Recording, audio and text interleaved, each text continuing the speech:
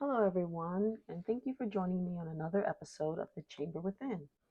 This week, I wanted to discuss the change that occurs with a spiritual awakening. And recently, I heard it likened to the transformation of a caterpillar to a butterfly, not in the sense of its beauty only, but in the realness of its difficulty and the course of its pain before it gets to the beautiful part. So the caterpillar, although very fine in its form, must be dissolved in its pupa or chrysalis stage, right, before it can truly transform. And I couldn't agree more with this aspect of pain because I've been through it. This also reminds me of the movie Mute. I watched this years ago. I think it came out in 2018. And it begins with a quote that says, "In order to mold his people, God often has to melt them." And my initial response to reading this was, well, I definitely don't want that to happen. That sounds a bit traumatic. I'm good. Well, here I am on the other side of an awakening, and I can tell you that all of the changes I've been through and others are going through currently or have been through, I still feel in my heart is completely worth it. What are the changes and traumas? Well, I'm glad you asked. Obviously, what I'm about to share is from my own point of view. I have recently read a blog post from someone who was going through the ringer of an awakening, and not only was she mad, but she wished she was not going through this process at all. It was a very honest post about what she was experiencing and how she lost relatability with friends and family and felt isolated. Yes, I can attest to those feelings and those occurrences happening with me as well. However, this is for those out there who would like to know what it's like um, at the end of the tunnel where the light is actually shining. So, when I first felt that there was definitely more to life and more than what I thought exists or coexist with us, it was during a very difficult time in my life. This was the story that goes way back to episode 2 entitled This is a Blessing. I was alone, literally in the dark, and emotionally distraught. If you've heard that post or that episode, then you know what I mean. In that hour between 3 and 4 a.m. on my way back from the airport on the dark road, like I mentioned before, my car felt very full of passengers, full of energy. I could feel myself in the company of others. I couldn't see them, but I could feel them. And the mantra that I kept hearing, this is a blessing, this is a blessing, in my head over and again, was the first time anything like that had happened. It was beautiful, but it was in the dark during a very difficult time. That's not lost on me that the blessing or the light was in a very, very dark time. I was isolated, but I was not alone. Was this the only way I could be reached? In solitude and a puddle of my own tears? I think about that late evening / early morning moment, and I sometimes wonder, was this me being melted down? Was this the beginning of me being molded? Perhaps, but it was also inspiring because I say to people who ask me about being alone or sometimes walking somewhere by myself, um, am I afraid? Or there's this out there, there's that boogeyman here. Um, in response to me like going somewhere by myself, which I do often. I enjoy my own company. I think I'm pretty cool. My response is always, I am not alone. I don't walk alone. I smile and leave it at that.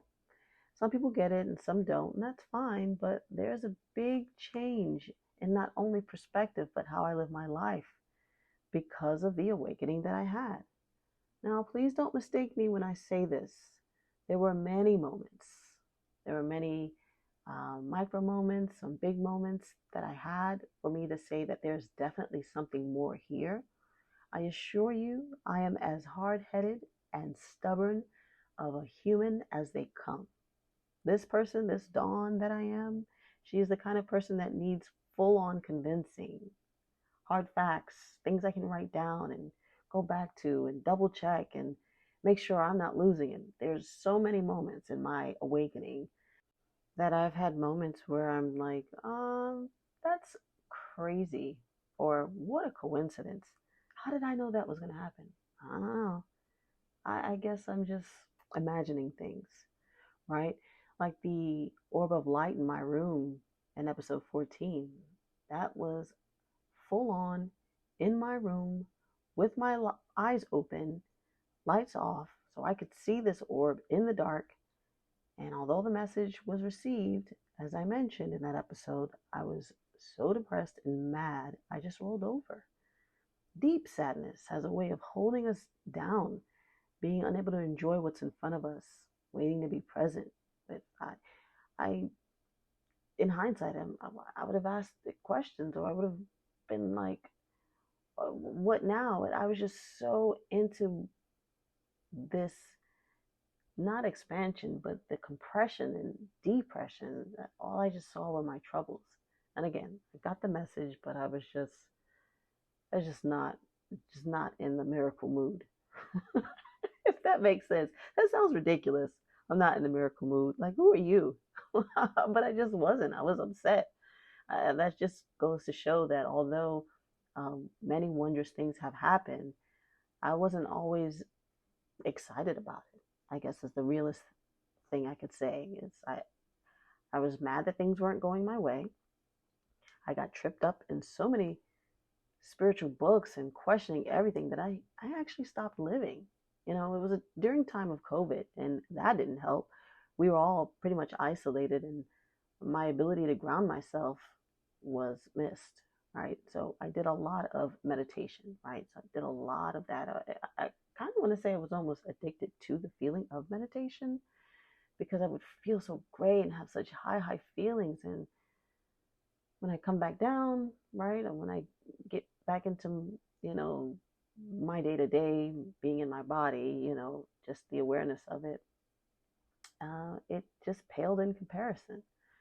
I stopped living in a very regular sense. I was so fascinated, and to be honest, I was done with this life. I was focused on spirit and how wonderful, the non-physical space is, and being in love and in the river, or the sea of love, I call it. How that feels when you find that space in meditation where there are no worries. I just lacked balance. There were so many days of confusion. I even had a session with a medium who I saw a few times on the Gaia channel. I can't remember her name, but she told me that in the near future, I would have something online helping people. And I'm thinking, me online? Like a blog? Helping? This was the 2021 version of myself who felt so lost. Hi guys, my name is Dawn, and I'm very confused by all this.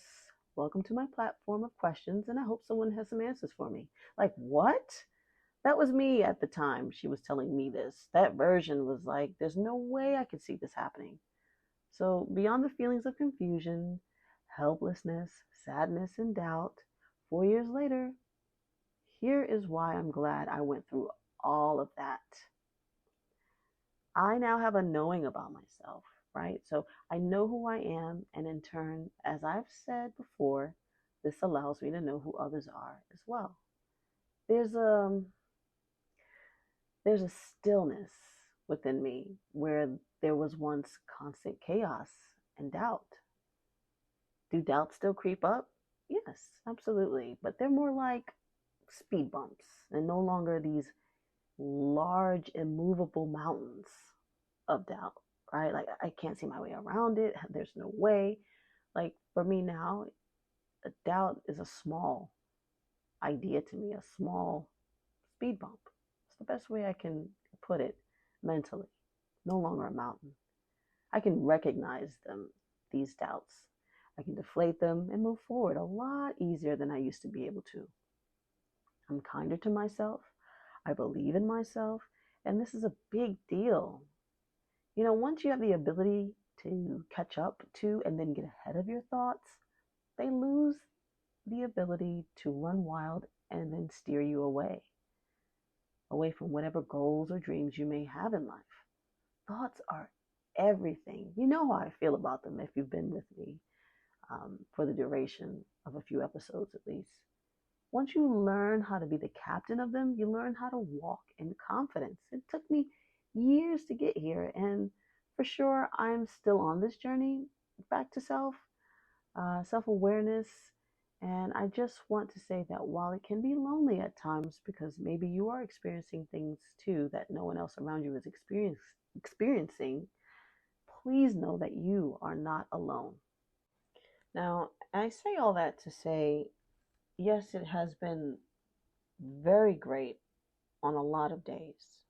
Very wonderful, lots of discovery, lots of feel good highs. But the whole journey, like they say, it's not for the weak. It's so very true. So I kind of wanted to address this because it it's a part of the whole, right? The good, the uncomfortable. I don't want to say bad, but the good and the uncomfortable. I feel it has made me a lot stronger. It has. And there are lessons in every challenge that I've ever had in my life. That's just how I see it. I've thought that before I went on this journey that I never asked for. I feel like it reached out and grabbed me because like I said before, some time ago, I wasn't looking for this. I would understand that there were people doing that and on the journey to find themselves or to find peace or to go on retreats. All fine and well. Super dandy. Have a great trip. But for me, it just happened. It found me. It was somewhat by design, I guess. No one, I really feel apart from this sometimes, and although I know that and believe in the law of one where all things are connected, but if I'm being 100% honest, it I feel like I am on a journey I knew nothing about. No one told me. I didn't get the memo, the email. Um, my soul didn't say, "Hey, Dawn," whisper in my ear in my dream, "We're going to have a little trip." None of those things. So I just want to be super transparent. Like I didn't seek any of this out before it smacked me in my face in a beautiful way. Again, I'm not going to take away from the gifts that I got from this, but it literally sought me. I will leave you with this quote. This is from the book of Love and Creation. It's the second in the Paul Selig series. And I'm reading from page 338. The chapter is called Manifestation. The life that you have lived until today has been a full one. It has been full of experiences. You have learned many things. You have loved and been loved. You have known yourself through your achievements.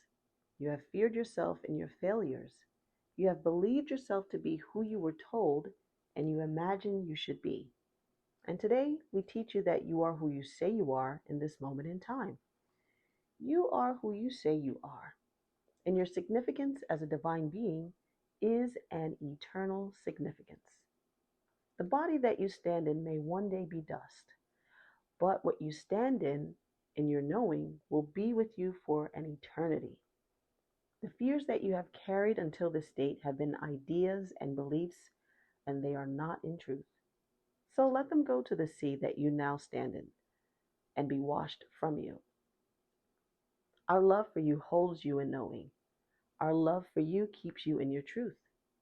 And our love for you responds to your cries of worry or of pain. So we sing to you our song. We sing to you our love.